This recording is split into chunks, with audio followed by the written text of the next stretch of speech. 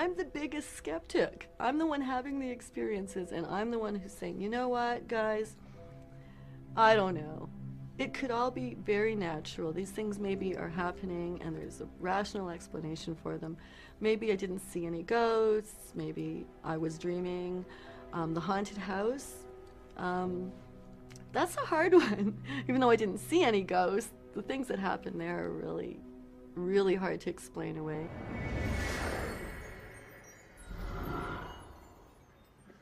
Science versus the supernatural. It's an age-old battle. And when these two worlds collide, anybody caught in the middle is in for some serious confusion. Hello, I'm Lawrence Chow. Welcome to Ghostly Encounters. Today, we'll look at what happens when somebody thinks they've seen a ghost and how that affects their idea of what's real. Our experts say we can become stressed when we think we've encountered the supernatural. That's because there's suddenly a conflict between our belief in the world of science and the very different belief in the world of ghosts and spirits. A conflict that can only be resolved by coming to a personal decision about the reality or unreality of the supernatural.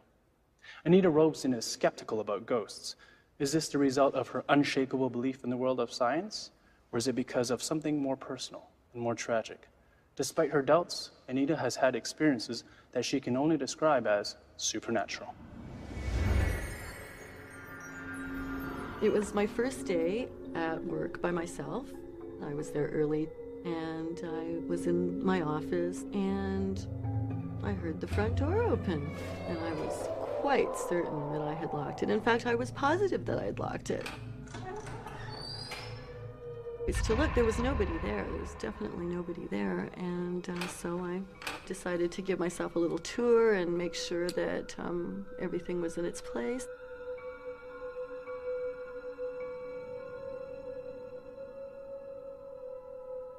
But I had also not seen every closet and every nook and cranny when I was originally hired. And I wasn't quite sure in which direction to go. It was a pretty big house, so there was one door I came to and I looked at it and I thought, oh, that's probably a closet. Doesn't really look like it's a room. Maybe I'll look in there later.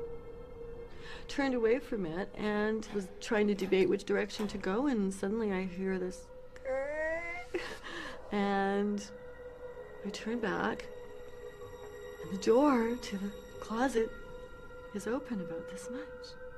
It was definitely closed. It was definitely closed before.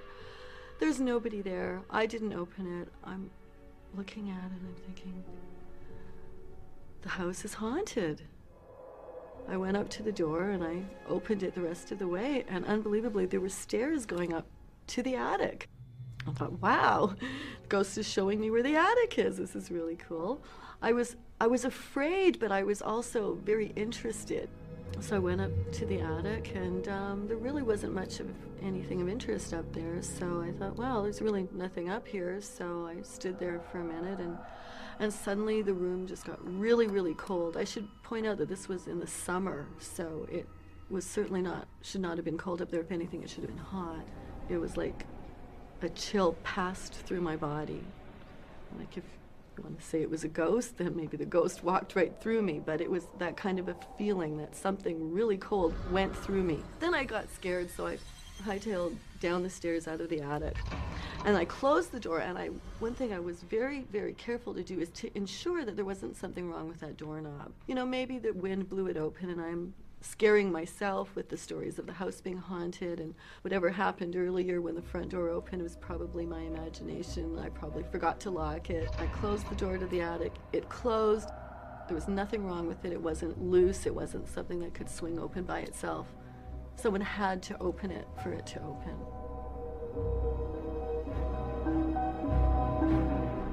At the end of the day, I locked the front door again. I made sure it was locked, put up the closed sign. Everyone was gone home. I had my end of the day paperwork to take care of.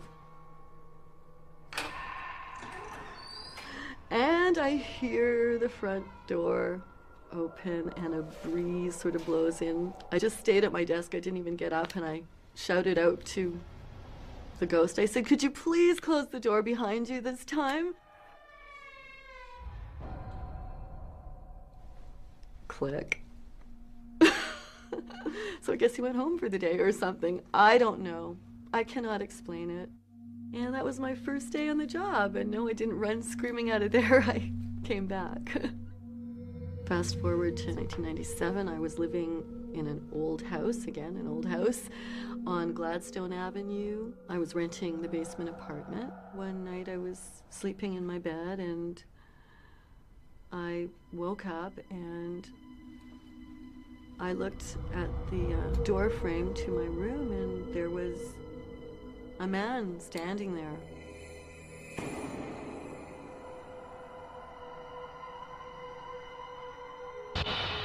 The light switch was on the wall behind my bed, so I popped up and turned on the light and there was nobody there. I froze. I was really scared. I think at first I thought someone had broken into my apartment. I got up and looked around a bit, but clearly there was no one there. And the doors were all closed and locked, and there was no one in my apartment. So I was pretty creeped out. And a few nights later, I woke up, and this time it's the same guy in the same clothes. He's sitting on my bed.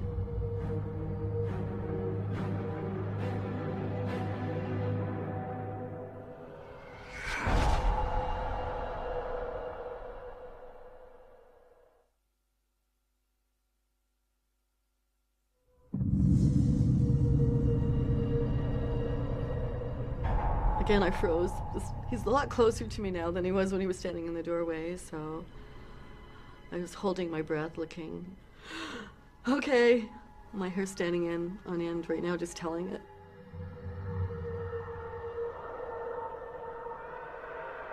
I have to flick the light on and he's gone. He's gone.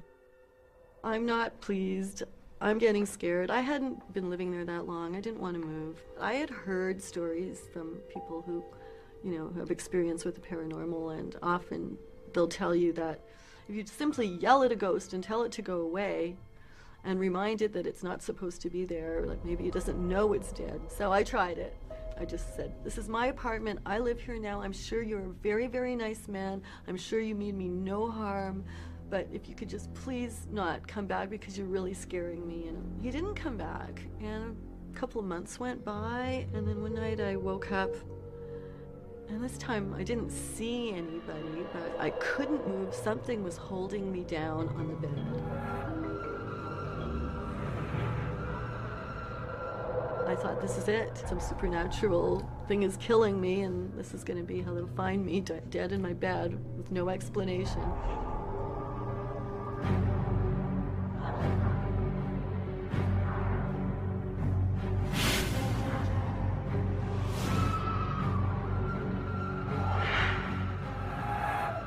I slithered back and I ended up standing up on my bed, just pressed up against the wall as close as I could. I don't know if it gave up or what changed, because it was so much stronger than me that I didn't fight it off. It let up. I just didn't know what to think. I was just so upset. I was so scared. I was still shaking. It was just awful. We go right back to the beginning.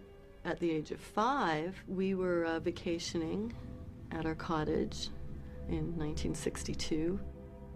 We were supposed to be there for another couple of days, and I believe we were supposed to leave on a Sunday, and on Friday night my mom decided she wasn't feeling well, and my mom and my dad decided that we wouldn't stay till Sunday, we would just leave Friday night. My mother tried to get me to get dressed and some clothes for traveling home, and I ran into the woods around the cottage, and I was running around and running around.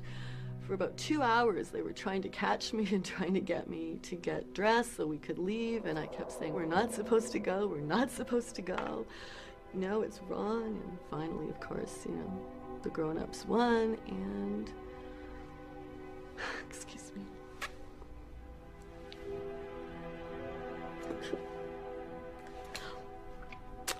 And on the way home,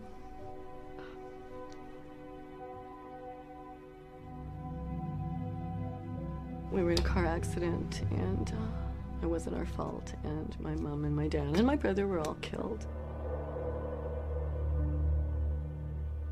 The other thing that survived was my dad's camera with film. and just incredible. And the irony, the ironic picture that came out of that camera is a picture of me and my dog just walking away into the sunset. Can't imagine what everyone thought when they had the film developed, but when I was old enough to appreciate that photograph, I found it absolutely incredible. There was a shot like that. Not only did the camera in the film survive, but a shot just of me and the dog walking away, as we did from the accident.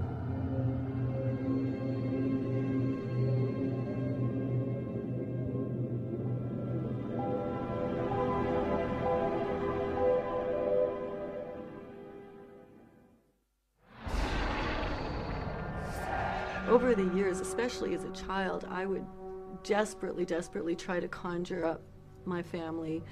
I would close my eyes and try to make them come to me. And I still do that even to this day. I have to be honest with you, because so many other things have happened to me, different incidents where it appears there is something else, there is another dimension out there perhaps. If I am seeing ghosts, then it would make sense to me that I would be able to. Those are the dead people I want to see. People will say to me, you saw these ghosts, and I'd say, well, I don't believe in ghosts. I saw something happened, these things have happened to me, but it just doesn't make sense for me logically to believe in ghosts. Experts tell us that in a ghostly encounter, our logical minds want to explain away the supernatural experience we think we're having, anything to keep our normal world intact and unthreatened. On the other hand, we naturally cling to our own reality of what we've experienced. This creates an emotional uncertainty as we try to balance these two conflicting ideas. As Anita's story reveals, that uncertainty can be complicated by her own personal histories. Despite her need to connect with her family, Anita has never seen their ghosts, and so her rational, logical self still doubts the world of the supernatural. I think when we're born, we're all incredibly magical. I think we all see energy. Some people maybe a little more than others. I think that ability gets knocked out of us, gets filtered out. Uncertainty and rejection aren't the only responses to a ghostly encounter. Unlike Anita, some people feel they've had positive encounters with ghosts, and that leads them to a very different response. Suzanne Caddy tells us she first saw ghosts during her impressionable teenage years. It changed not only her feelings about the paranormal, but her response to reality itself. It took place in Blackstock, Ontario, the teeming metropolis. I had been babysitting for probably from the time their son was about 3 months old. I stopped babysitting for a little while because the husband had died. And so the wife and child went to her mother's for, I think, about 3 or 4 months. And so when she moved back into the house, it was the first time I was babysitting that this particular encounter took place. So I put Stuart to bed.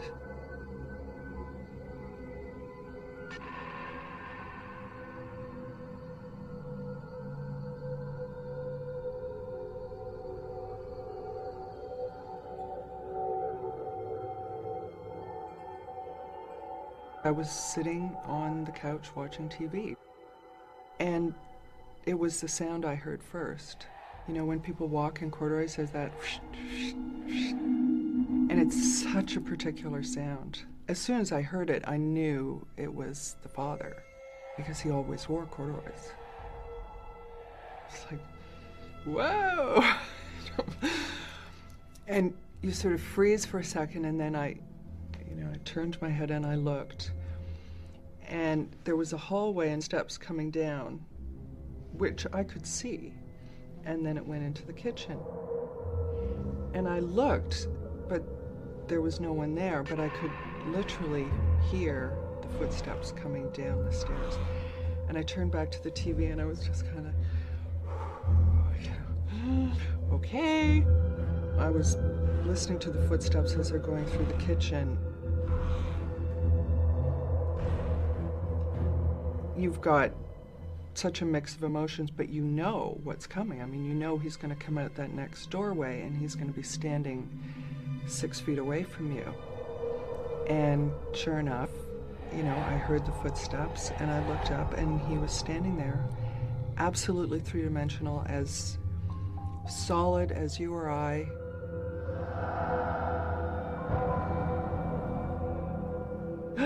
You know, the mouth opens, the brain goes blank. And I looked away, I pinched myself, I slapped my face, looked back, he's still there. I looked away again, shaking my head, because I literally didn't know what else to do. And I think I was also buying time, because I thought, if he wants to talk to me, like, I'm not sure I can deal.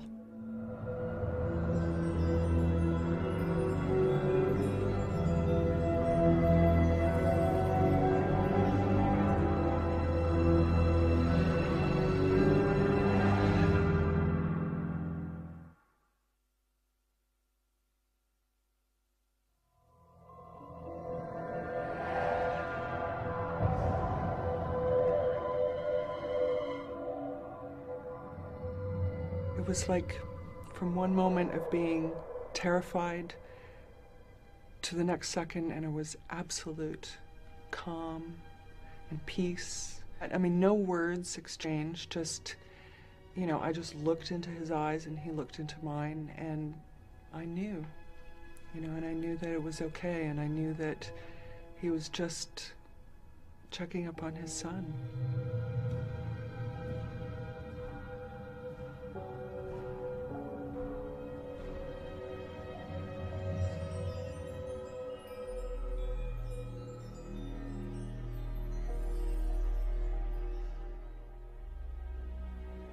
Then, you know, he turned, and I think if I rack my memory, he disappeared as soon as he turned, so that even though I heard the footsteps continuing, he wasn't visible anymore. The minute the footsteps were gone, I ran up to the little boy's room to check on him.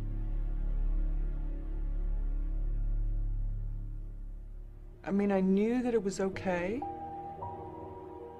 Everything was fine. So, you know, the rest of the night I'm like, okay.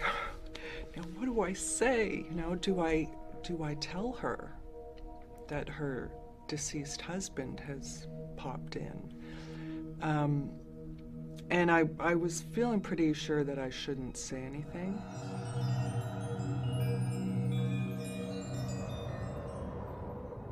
My dad had arranged to pick me up that night when she got in. And he picked me up, and, you know, it's dark in the car. And we drove home, and he's like, "Are you okay?" I'm like, and I didn't say anything, and we walked in the house, and he said, "You look terrible. You look like you've seen a ghost." Which was really unlike my father, and of course I immediately just burst into tears. And he's like, "Come down." He took me in the kitchen, fed me brandy, and just let me, you know, and then he's like, "Okay, there you go, you feel better?" It's like, "How much?"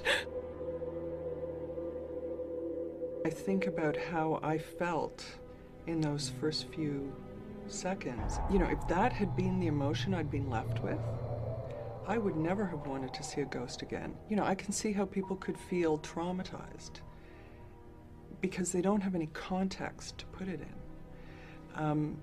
You know, in my case, I was left with this unbelievable feeling of love and peace and, you know, just something so beautiful and so magical.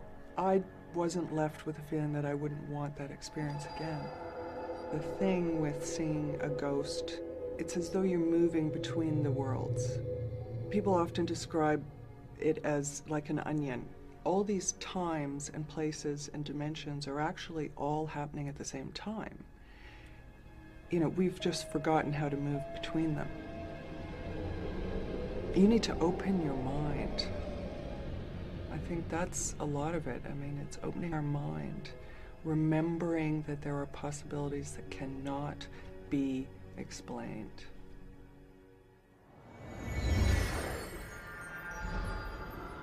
Both Anita and Suzanne's stories hinged on a tragic event. A family dies before its time. A toddler is left without a father. Yet neither of them surrendered to the temptation to see life as indifferent and hostile. They both remain good-natured women who see the world as benevolent and full of mystery. Suzanne wholeheartedly embraces the idea of a supernatural reality beyond the world of science, and Anita recognizes that the unexplained is an important part of her life. Sometimes these experiences are reminding us of our humanity. Not our mortality, because it's not about the death. It's about the fact that we are alive, we are here, and there is far more than meets the eye going on. The camera survives. Me and the dog are walking away. Like, there's so many things that are unexplained, Maybe it's just normal. Maybe that's what life is all about, but it doesn't happen to everyone, so...